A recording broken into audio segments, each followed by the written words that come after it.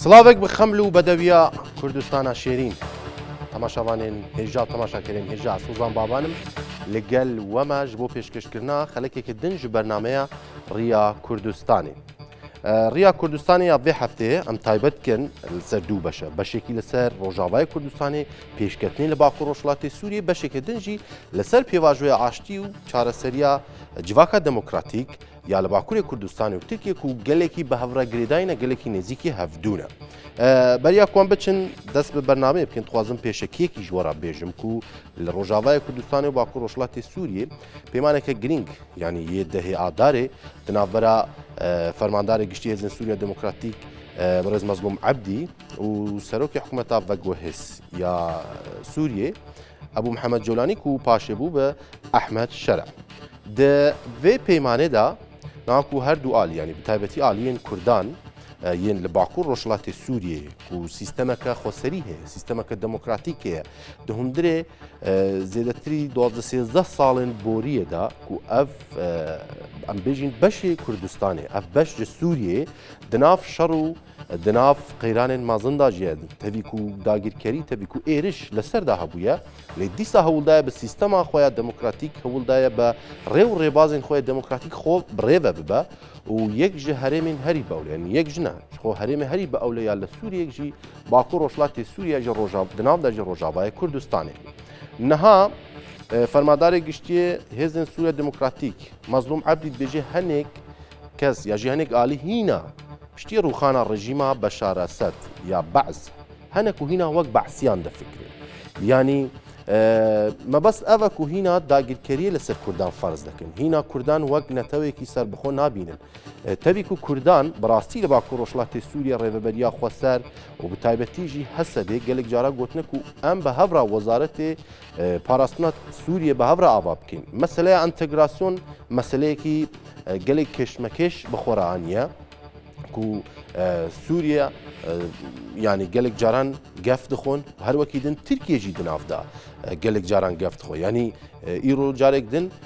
Yaşar Güler Wezîrê Parastinê Tirkiye carekê din bi zimaneke gelek gef nêzîkê Rojavayê Kurdistanê û Bakur Rojhilatê Sûriyê bû. Em ji bo nîqaşê zêdetir li ser wan babetane diçin Rojavayê Kurdistanê li wir mêvaneke me gelek hêja heye ku bi rastî wan babetane em bi hûrgulî li gel nîqaş bikin. Pirsên me heye bi taybetî derbareyên operasyonên çavê baziyê ku Amerîkayê li em bêjin li Sûriyê hem li Reqqa hem jî li Dêre Zûrê bordumanên dijî baregehên binesaziyên terorîstên Daişê encam da. Mêvanê me gelek birêz Siyabend Eliye berdevkê YPG di heman demê de berpirsê navend û ragandina çapemeniya YPG ye li Rojavayê Kurdistanê. Eval Siyabend silav rê ji bo te spas ji bo wê derfetê hêvîdarim rewşa baş be. Silav rê ji bo te hemû temaşevanê wan. Gelek spas. Bi rastî em dixwazin wek pênaseyekî bi giştî de em di niha da rewşa Bakur Rojhilatê Sûriye bi giştiya Rojavayê Kurdistanê jî di nav peywendiyên siyasî û leşkerî bi taybetî ya li gel hikûmeta demkiya Sûriyê bi çi awayî bi rêve diçe ji ber ku îro jî daxuyaniyên Birêz Mezlûm Ebdî hebû ku hîna ew di tiştên xwe îsrar dikin lê bi rastî serkeftin nêzîk e ji bo Kurdan. Hûn bi giştî vê yekê çawa dibînin? Bêguman salek têr û tu jî derbas bû bûyerên mezin tê re derbas bûn. Esas piştî rûxandina rejîma Esed a goxewnek bû ji bo tevahiya gelê Sûrî 14 sal ji êş azar ji koçberî ji kuştên pêwîst bû ku gelê Sûriyê rojnê ronî bibînin, rojnê aramî bibînin, rojnê istiqrar bibînin û ev hêvî di dilê her pêkhateyekî di hundirê wê Sûrî de bû. Dema ku ev rejîma Baş hate hilweşandin ev hêvî bêguman her mastir bû jî. Lê mixabin di wê fewdaya got rûxandinê de a got çêbû gelek ji va hêzikan û va grûpan berê xwe dana herêmên xweseriyê herêmên rêveberiya xweser û Qesedê êrişê xwe li ser gelê me kirin, li ser Bendavê kirin, li ser Çemê Firatê kirin û xwestin nerxên şoreşê êgo 12 sala vî gelî hemû pêkhateyê xwe Kurd, Ereb, Sûriyan, Ermen bi dest xistiye bi sala ew tekoşîna golhemberî Daişê dana meşandin birûxînin. Ew tevlî heviya got hate kirin mixabin şerekî mezin li pey xwe derxist. انجام وی ده دانستاندنا ده پیمانه ده اداره نبارا فرمانداریا گشتی حزب سوریا دموکرات قصد و رژیم دمکی آگو لشامین ها آماده درکت بگومان گرک ام ببیجن یعنی پشتی 14 ساله جو شر نافخویی و نه حساب پرسکریکر و پرسکریکا ام چاره سر بکن جبر وی که دمک جرد وی وقتک جرد وی di demekî ji dema de got ev gelek grûp çerê hev dikirin êrişên derve hebûn ji ber wê yekê wek xalin li ser hatin levkirin ji wan xala jî entegrasyona qesedê di hindir wê artêşekî Sûrî niştimanî de got bê avakirin. Ev artêş helbet bi destê hêza qesedê û hikûmeta demkî a Şamê ve bê avakirin. Salek derbas bû ام کارم بشن یکیش گاون هری باش بو یکیش گاون گو لپیشا شر گلک گرد اگر ام بینن بیرا خوا پیمانا ده آداره چه دمی چه تو وقتی ده حتی ما گو سوری دی کلیا هم سر اصلا جواکی امنی لشکری ایریشن هی شر نافخوی شرین گل درز لسر دوزیات چه بود شرین گل سر ساحل و علویات چه بود هم پیمانا ده آداره لپیشا گلک شر مازن هاتا گرتن سالك درباس بو مخابن يعني امكان بيجي سري صدي حتى نهاجو اگر بيك نهاد بيجي جبر جو قالك سدمي خا جو نهشتم جو حمو خالق بيك ور لدي سجي ام دبين الجو ريا چاره سريه ريا جو بگه نتيجه كي انجام كي باش بويجو قال سوري جارك دي وا ازارا نكشيني بيك انينا پیمانه دي اداري بله باشە بڕاستی ینی ئاستی فەرماداریە گشتیە قەسە دێژی بە گشتی لە ڕۆژاوای کوردستانی باکوور ڕۆژهڵاتی سووریە گەلێکی ینی بسەبر نێزیکێ vê پەیمانێ دبن بسەبر نێزیکێ پێواژۆیا دموکراتیک بووین یاژی سووریەیە نو دبن لە هەمبەر وەژی ینی یەن هێزên هەمبەر وەژی یەک و ئەگەر حکوومەتا دەمکی یا سووریێ بێ ئەو جی وسا تەف دگەرن ji ber ku gelek bi zimanê gef nêzik dibin hûn vê yekê çawa dinixînin بگومان یعنی گل سوری و شورش باکرو رجلاتی سوری نه به سالی گشته و روجا خویا ایرو جبوی گو محافظه لسر نرخ و شورش بکن پیوسته هندکی بعقلانه بالصبر بالسياسات يك نزي روجا ببير غير او شيء ببي هاجر ام الجوري سياسته وانجي الجوري هشمندي وافكار واجر الجوري عقلي وانا كي ام بيش بيكو ما ويد سوري جارك دي وازارا بكشيني مش بيكون فا ازار وفا ايشا وباشر جارك دي سرقلي سوري نيب فرس كريت بيوست هنا كي بين فرهيه بي هل بتمد خاله كده جي اني سر زمان نه صانه ويبس جريك جي هبن وتحديات جي هبن وكلام جي هبن امش نج روشتكي حسان دركتنا جي روشتكي 14 ساله شرج بيجو ام بي روشي بانجام بكن وبسركفتي درباس بكن بيوست هناك بين فرعيه بي بيوست هفدو جودار كرين بي بيوست رؤيات هفدو باش بين فين كرين قفت جو برزيده بي ماسا اساسي حمودان وستاندنا بي ليه راس توك جو اني سر زمان مخابن هين قالك فصيل قالك جروب قالك انسان قالك قاشو سياسه مدار هندرو حكومات الشام دهنا كوهيلك بهشمنديا تهديد بهشمنديا تنكرني بهشمنديا كو استني هما تقبل لكن كذا نرخي شورشها واقعي يقول سب عندي ايجو بيجلي بداس خستيا وباوريا فاقلان بها تندكي اف هلبت هيا ليه او ناي واتها جو اف امشي جيرا قبول بكن يعني ناي واتها جو تشتغل ور بيجو تنعمل سر اريبك راستا ميتا كوشيني كي دمدريش بدل ما شاندن جو ام هرتشتي بدل فهم كرن وسر راس بكن ليه او ناي واتها جو هرتشتي كي جو سر ما بي فرس كرجي قبول بك بله ام ورد سر مثلا امريكا بتابتي كوداني سحري بنافي اوبراسيوني تشافي باس ل رقه وهنك نافشين رقه وديرزوري داد دست بكرن اون ويكي تشاد بينن براسيج بركو قصدجي داخوياني دابو كو گوتبو يعني ام جبو هر تفكاريه كي امادنا و هر کسی که جزانی کو د اپراسیون نوسادا قصده رولک گرینگ دبینه بگشتی پیوندیا هزین سوریا دموکراتیک لگل امریکا نهادا د چر روشکی ده ناد سال در باسپیت دروژ افکرنا قصت دیانجی بری وج برفضانیا منظم برفضانیا دیروکی کوبانی و الهبري داعشته كواليسيون النفطوي اغوسيتي نوب دولة الدنيا جديدة دقرن ولاتن وك أمريكا سركيشيا ويدكي اللي قال هيزن ما بتنسيق خباتك هفش اللي تجي دعشة هاتا مشاندن تدريجية باصالين دريج دو شري سينجا دو شري قردة ايجو مدام مشاندن تشل رقا تشل درزوري تشل من بيجي وهروها اللي قال لك جيهن جو شري المظن الهمبري دعشة هاتا مشاندن براسي يجبروي تنسيقيا خورت نابرا هزي ما وهزي كواليسيون رابنا تويدا انضباط ودisciplina هيجو هندروي هزي مدى تكتيك واستراتيجيات انه انشار ايجو هزي ما بيكتيني جو دهيلي جول قال مصرن هزي الدنيا يكاربي تب بجاري حتى ناتوبو يرك انيني خراب نها تقوماندن ليه وقت جارا يكبين جو هزا كواليسيون رابنا توي هزي الامريكي دوريكي اللي قال هزن شامي در خستن هندروي باشاري تدمر دل ملي فاديه بويركي مخابن غمجين هات جيان كرين جو سي ولاتين امريكي سي عسكر الامريكي جيانا خوش دستان وترجمانك بوارا ابوير هلبت ردة فعل تشيبو هزن امريكي انجي ولاتي امريكا جو انتقامك يجبو دعشي بدا مشاندر وكواجي اني سر زمان حتى ناس دي حفتي حتى حشتي بارجين دعشي هاتن هدف قرتن افيرت فعلك بيجبوي انتقامك يجهزي ضحي وابوير حتى مشاندن لاساس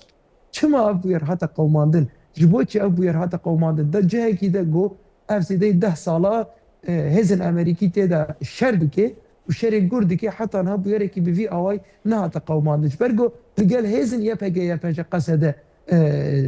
خباتكي تاكوشين دانا مشاندن جبرجو دسبلينك هبو اصرارك هبو ارادتك هبو القلب هيزاجو قارب براسيجي ضعش تنبكل وانجام من هاري اريني داس بخل هلبت كيماين بفيرنجي جدر نتكتل جبرو هيك جرك حكومه شامي جارك ديال خوفا جاري اجا بفي اصراري بردوام بكي وبفي اشمندي وبفي شكلي بردوام بكي قوم بتشافي خود بينن اندام داعش دو بايتخت شامي ده بايتخت في ولاتي ده وصل بسربات برحات سلوغاني خوا ببيرقي خوا بآلين خوا بجلو برگر خوا تفدیگرین هلبت وی کاربن بارگاهی آوا بکن وی کاربن عملیات تجنید جی بکن وی کاربن پراجی کو بکن وی کاربن جیم پرورده جی آوا بکن و داعش وی روج بروج خورتر ببه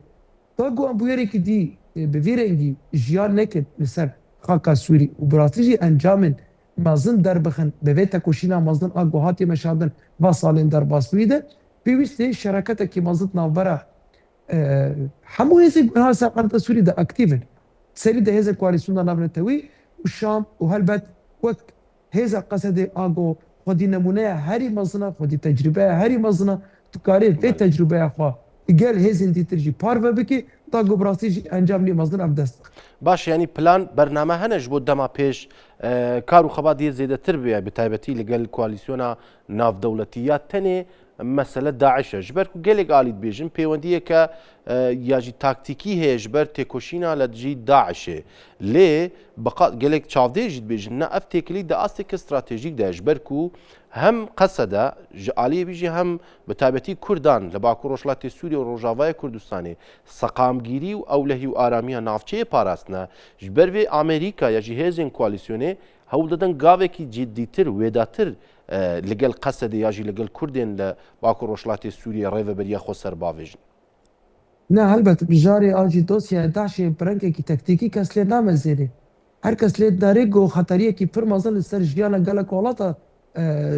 di Afrînê yani demekî dema de 2014 2015 û şahidê wê bûn got du welatên rojhilata navîn ketin destê wê de Sûriya û Iraq û heger tekoşîna Kurda li başûrê Kurdistanê û Rojavayê Kurdistanê nebane em duê باوریه دنه گناه داعش gelek welatên Arab û rojhilata navîn û nedur bû got welatên بیانی ویش درکوی ولاتن روجاوایی و اوروپی و در بکوی لیتا کوچینا کردا لهمبری وینا که بو صدق و داسک نادن و هر کسی د فرقه خطریا داعش ده اگر نت فرقه خطریا و دوانا نو دولت دنیای هندروی کوالیسیونا کی ناونتویل دجی داعش نه هاتا واکر ولکیلا کای پگی او پشتکری نه دانا مشاندن جبرو اینا که ایرو و هر کس خطر دبیل وقتی ترجی yani ایرو ما ترسیا گو داعش نشان yani درخستیه هولی جو سالên dîtir bêtir e eger em rêceya çalakiyan daşê binerin لگوری سالن دیتر ام کارن بجن دو قات بونه جی سالن بهتر حتى وكنها امنها داويه صالينه ام بر بلانچوين داوي ودر دچين يعني دبي قد ساعات اندروجين بيج لمدام تكارن بلانچوين فرميجي بدن لوك هجمار تقريبي سكارم سر اكراني و وك معلومات بدن بله حتى انا هدا حتى الصاله ده 2025 زيدي دوست شالاكي كريا واف هجماركي رجايكي بيربلند الجوري سالن ديتر قصدي زيدي صدو تشل شالاكي الدجي ضعتي داير مشاندن جواناكي تشالاكين برفرها وايه مظنها انا تناف دجي تشالاكين مشترك وهبش لقال كواليسيون نبنتويها هم ما فا هجمارو رقمات بين قال هف نتیجه دردی که وی داعش پلاستیکی سالا داویده کاری بو خو تفگر بکی خو خورد بکی و دعار دا سوری دا خو بلاف بکی لی هلبت امشی سبب ای هبون زمین ای هبون گناه وینه به تیبت روژاوای چم فراتی جهل گدبن دا سلاداریا هیزن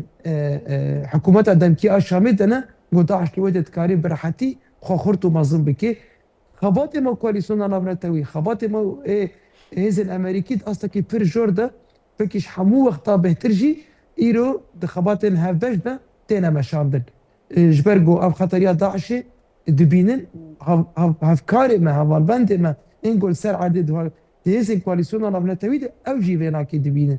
اف عمليه هري ضاوي اكون ها هيزن امريكي داس بكريا هلبت يعني بشكي ما ظن جفي اوبراسيوني جبرجو اوبراسيونك تنكاري تروجه كده هفتي بارجاي كي بخير ديجو بانجي كي تي معلومات انا بي اف بنجي معلومات هلبتوش كودي وري قال هيزي متي سبرجو هيزي منا يقول سر عدنا هيزي منا يقول بيتك وشنا بالصالانه لدجي داعش دانا مش فهمت وخدي او هيزي قلت كاري فقا معلومات جي كون بكي هلبت امب كواليسيون انا بنتويره هاتنا بار فكر دو غرف العمليات انها بجدتنا بار فكر وك معلومات الاستخباراتي معلومات الميداني قلت هيرن سركفتني كيما ظن بده في اوبراسيون اغونها امريكا هندري سوري ده مشاب بله باشا وقالك خالد جرين جوتن براستي جبو قالي ما هميجي السرانسري كردستاني هرچندي قالك يعني بيناسج بو مسألة انتجراسيون هي تنانت برز الدار خليجي بو خود برنامج كردستان نيوز ببرفري بحثا في كي كريا لي براسي مش تخوازن جواج برسن يعني ام دفيج انتجراسيون تشفين بكنش بركو پاشورم سر مثلا ترکیه ایرو یاشار گولر دگو هسه دد به آوای که تاک کسی انتگریا ارتشا سوریه ببین نکو کومی لیج علیه کدن کرد یاجیان بیجین قصده پناسه که وانج انتگراسیونه هیا yani خود چند توگای دیار کربون هزک دیار ببو کو چاو تفلی ببه لی براستی امریکا اجی کوالیسیون ناف دولتی وی که چاو پناست کن ام بیجن هدف وانج وی یکی چیا و نهاد چ قناغه ده نه قصد هزكي نفس جريزية نفصيلك نجروبك نتشم جوانك حكومي سر هم توكرنا وقول جهن دي تر ام دبينن وهم تجارة كده وانا كده درباسي ارتشي بكي نبيرنجي هزي قصد زي صد هزار شرباني خواهي اسايشا خواهي هزا قالي باكرو رجلاتي سوريا حمو بكاتايا دنام تجي تقرن وصا جارة كده تبي تجربة راكش هولي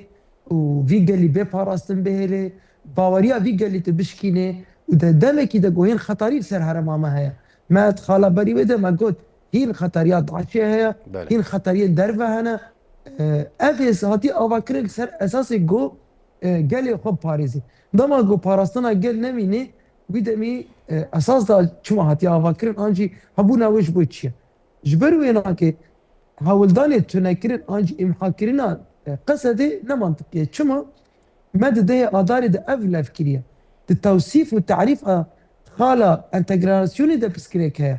ما قلت أم وهيزن شامي أمي بهافر ارتشكي نشتماني سوري آفا بكر بك بخزمة تواهية قالي السوري ده الجوري مبادئ وبرنسيب وأخلاقيات قالي السوري ما نقولت يا مي قصدي جوالي راكن يعني خطاي كي برمزنا شقاس ام بيجن دراغ عندنا خودة اعلام خودة تخازن في نشان بدي فقط ده بيمانه ده بلغيه بيمان ده تشتكي في رنجينينه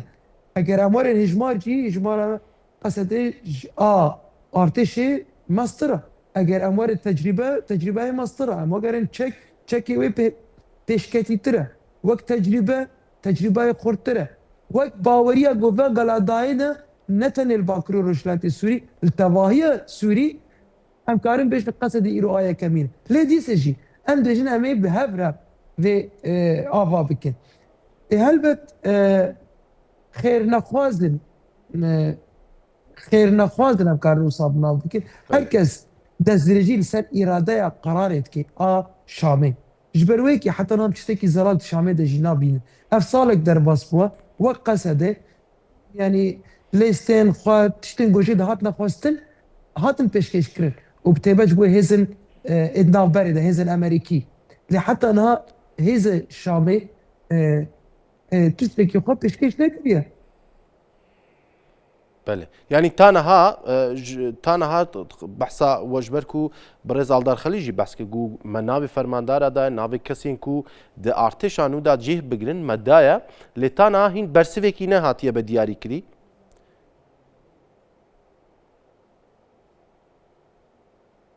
بله بله يعني بحث عفيد كم تانا باويك الرسمي ياجي غير رسمي تب برسيفيك ناتي جالي شاميفا يعني دانو ستاندنين ما القال شامي دا تشتي قو ديارت بي اموي بيجن يعني دو حتى جوجواتي جو يعني هنجت على الخستن هر جار بشكلك هر جار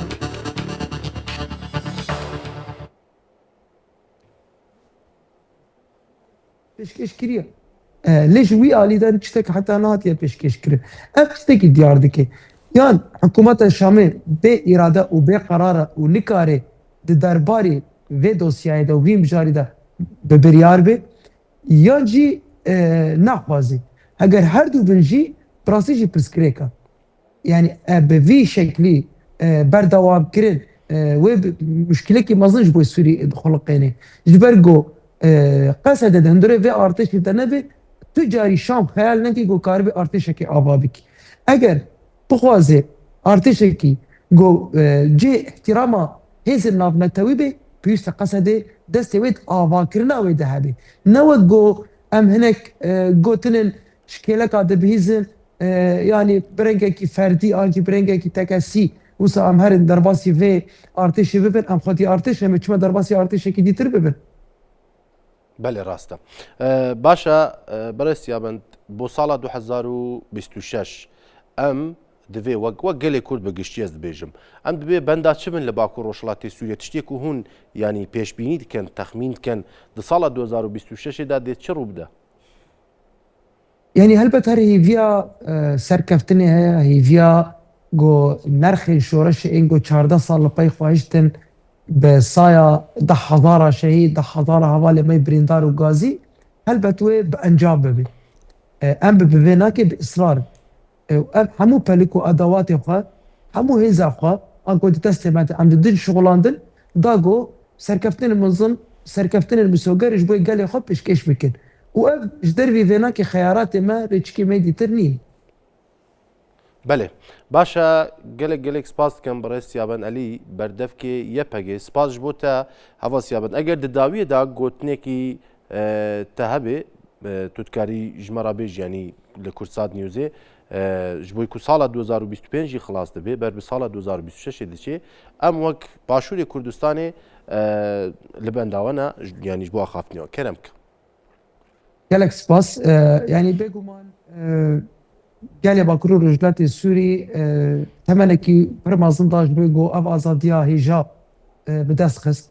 اجيب اريكاريا هر كردكي لهر شرالي كردستاني والتواهيه جهاني هر كردكي جو دستك داش رش رجاوي كردستاني لباشور خو رجلات خو لباكور خو او جسپاسيا او جه جويك بجنا خو برو ابطويني ايروجي او تهديدات نقول سر قال من رجاوي كردستاني تين او گوتنه گل سرمتنا مشاندن او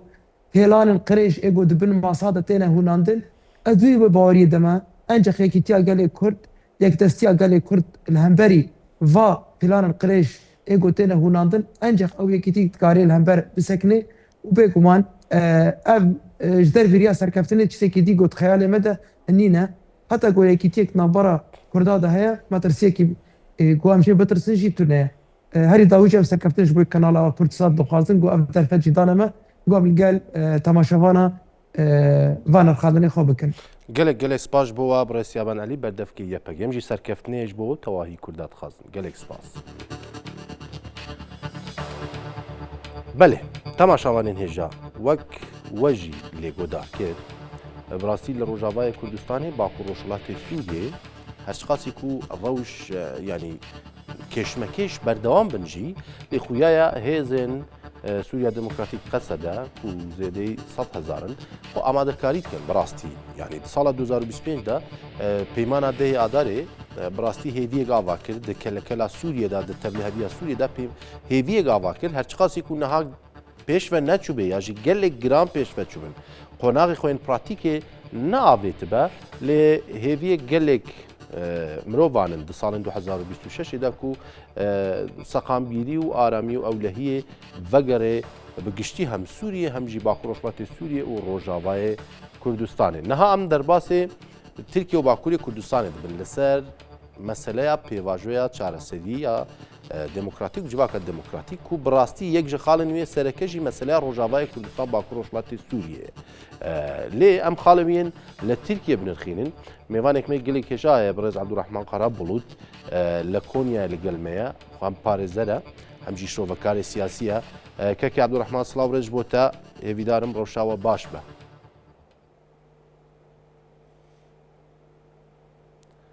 Berêz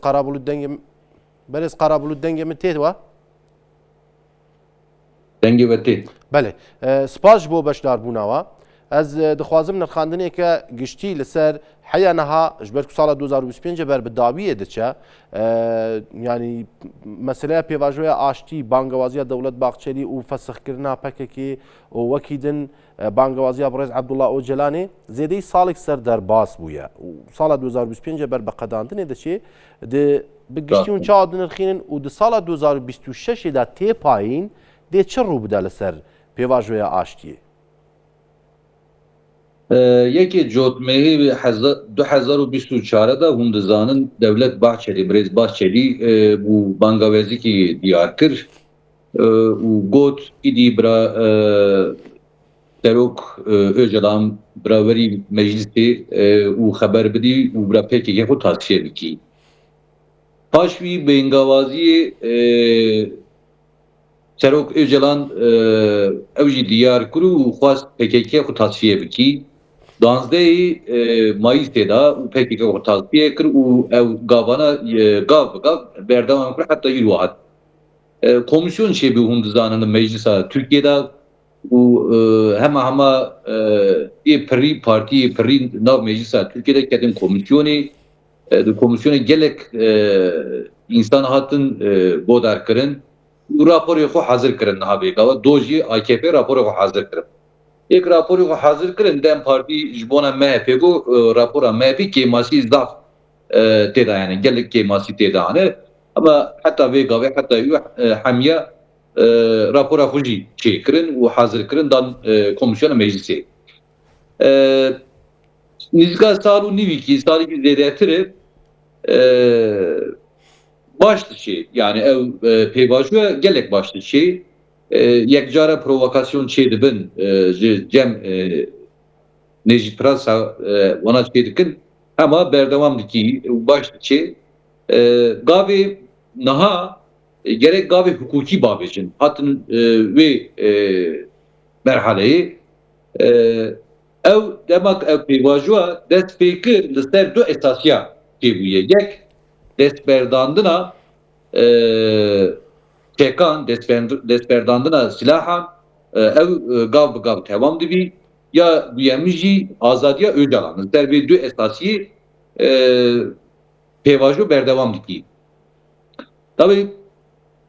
destberdandina PKK çê bûşwa paşekî çawe endamê PKK çawe verin Tirkiye. Çünkü esasa vî pêvajoyê da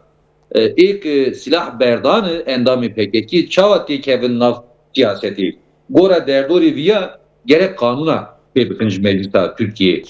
Gav bi gav ev çawa kanuna çêbikin gerek çarşava viya anayasa cem anayasa û kanuna nun gerek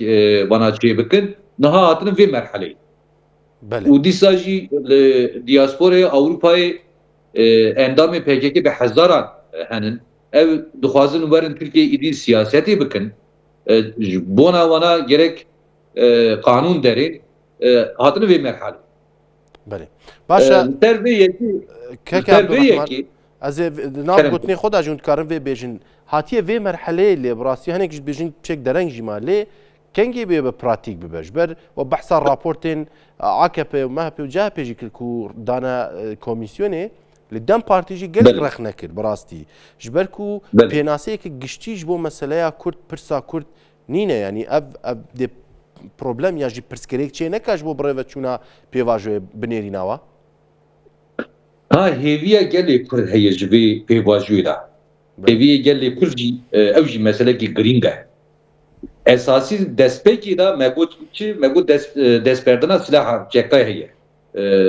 PKK endamê PKK silaha berdin bê koşur û bê şerd û bê mat bê mert ew temam bû ama hêviyê gelê Kurd jî li vê pêvajiyê de çi ye ziman e statûya zimanê gelê Kurd e û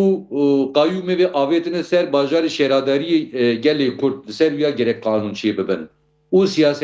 siyasetmedarê Kurda hene ji zindana de ne Selahattin Demirtaş Figen Yüksekdağ Bekir Kaya bi hezara siyasetmedar belki bi seda bi hezara siyasetmedaranın gelê Kurd hêvî diku ki li zindana ew siyasetmedarê xwe derîn kanûnê ji bona qayûmak davêjin ser şarederiya Kurda gerek wana ser wana kanûnê nû çê bikin hêviyê gelê Kurd jî bana û rojava jî meselekî pirsgirêkî gelek girîng û ji cem Kurda Kurdê Tirkiyeyê rojava xetekî sor e xetekî sor e hêviyê wana hene ji bona gelê rojava Kurdê rojava jî statûyê dixwazin gerek Tirkiye îdî ji boî rojava gelê Kurdê rojavaya statûyê wana nas bikî gerek wana jî hêviyê Kurdê Tirkiye ne piştî sersalê 25 û serê 26 da êdî va kanûna gerek çê bibin êdî dest pê bikin kanûnê li ser zimanê Kurda statûya Kurda ev meselekî gelek mezin e yani ziman hebûna gelkî ye ev zimana te çû ziman dest te girtin ev zimana te qayîp bû gelê Kurdê heta 20 sala 30 sala li Tirkiyeyê dî tiştek name hebûnû tunebûna gelê Kurd ev zimana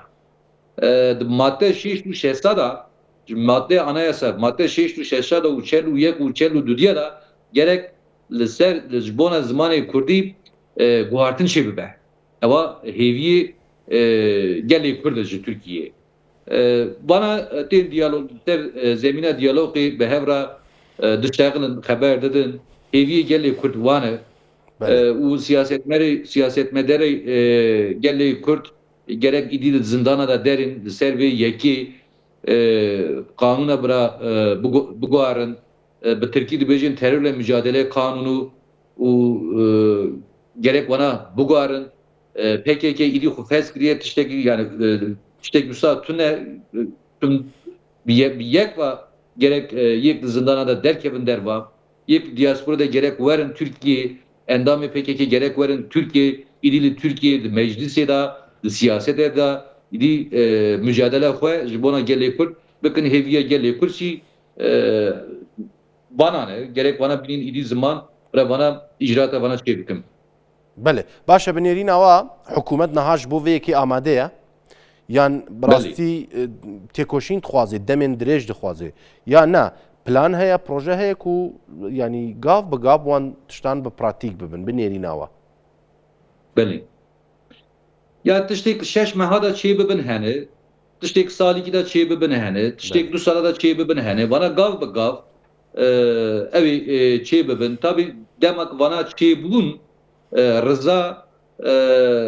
gelê din jî gerek çê bibe ama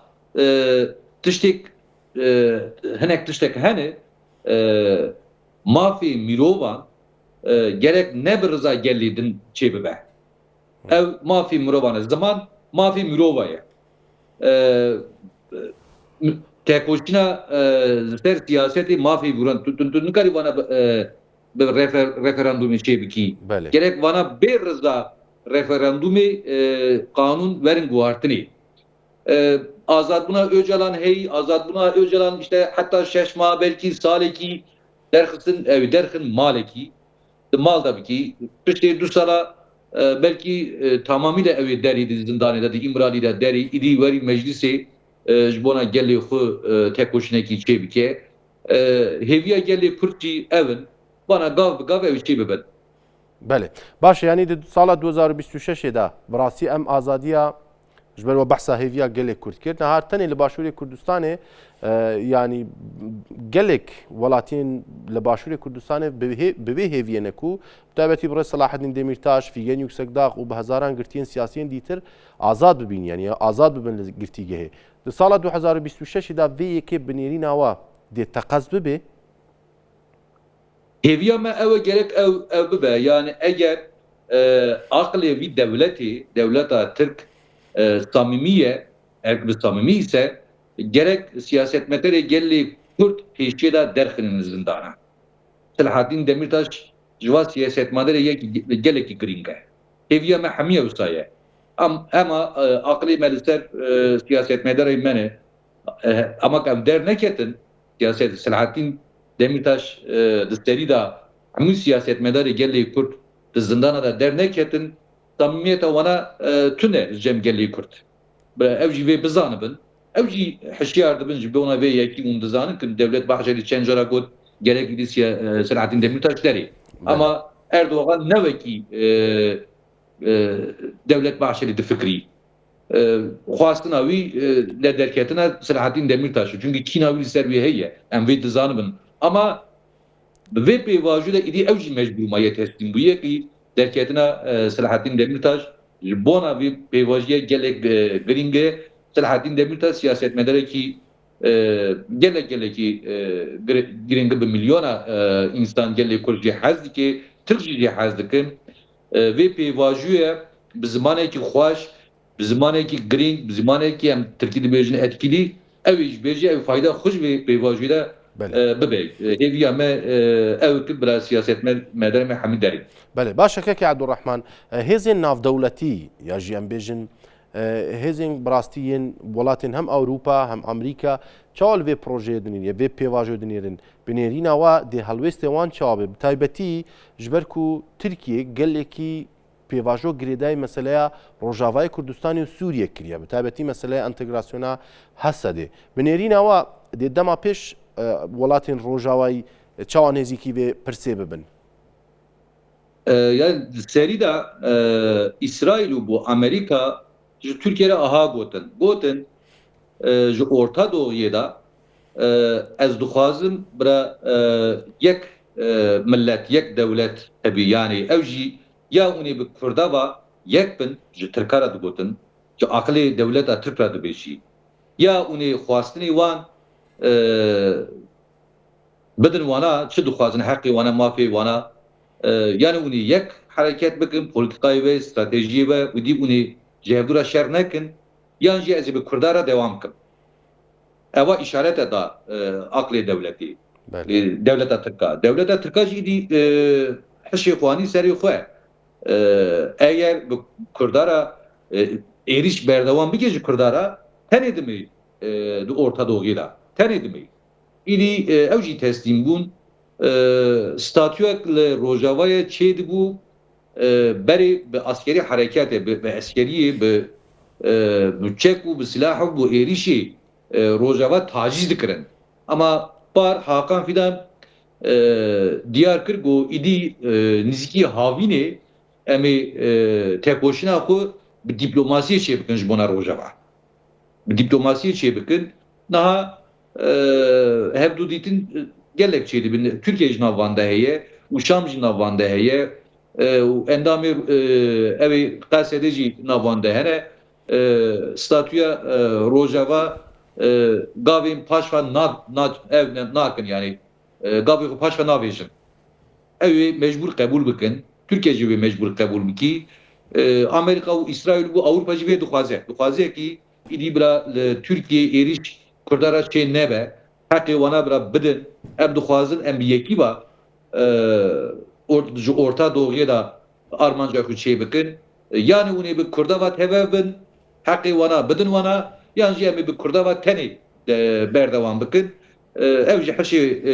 aqilê Tirka hat serê wana îdî nêrîna me ev wisa ye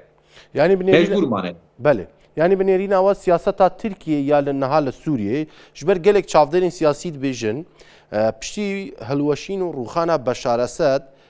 êdî Îran jî yanî ji navçeyê ket ji vê ev kûrahiya stratejîkê ku digotin. Lê niha dibêjin İsraîl û Amerîka naxwazin yanî nahêlin ku carekê din Îranekê din li Sûriyê çêbê ku niha ev jî Tirkiye. Binêrîna ew ev siyaseta nihaya Tirkiye li Sûriyê dê encamgir be ya dê bi xwe ra pirsgirêk bîne yan Tirkan ya hewl bidin Dengê ve şu usrêm nenerin dengê ve şunu carek dinê keke Abdurrahman te pirsa min fêm kir ez carek dî dubare bikim. carek din dubare. Belê binêrîna we min got binêrîna we niha siyaseta Tirkiye ya li Sûriyê dê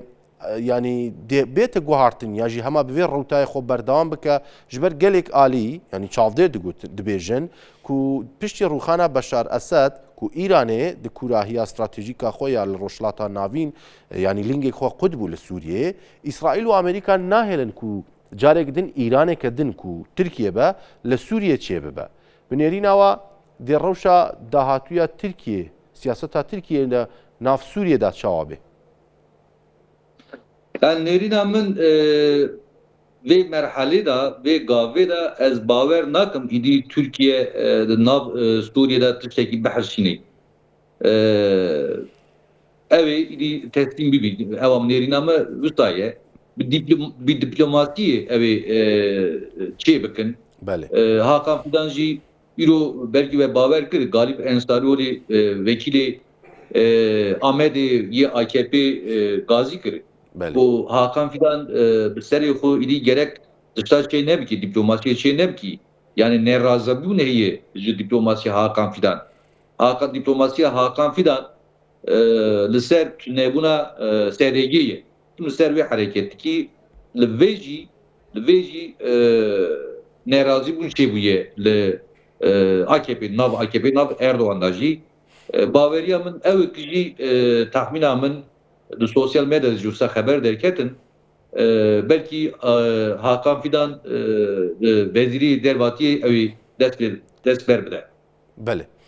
Başa gelek spas birêz Abdurrahman Qarabulut parêzer û şovekarê siyasî li Qonya li gel me bû. Gelek spas bo beşdarbûna. Ez spas dikim şeva bi xweş bî. Gelek spas her bişî. Belê temaşavanên hêja em bi vî awayê jî hatin dawiya bernameya xwe ya Rêya Kurdistanê. Heya hefteyeke din li gel me bin ji bo rojevekê din. Heya bernameyeke din şad, vextewar, azad bişin.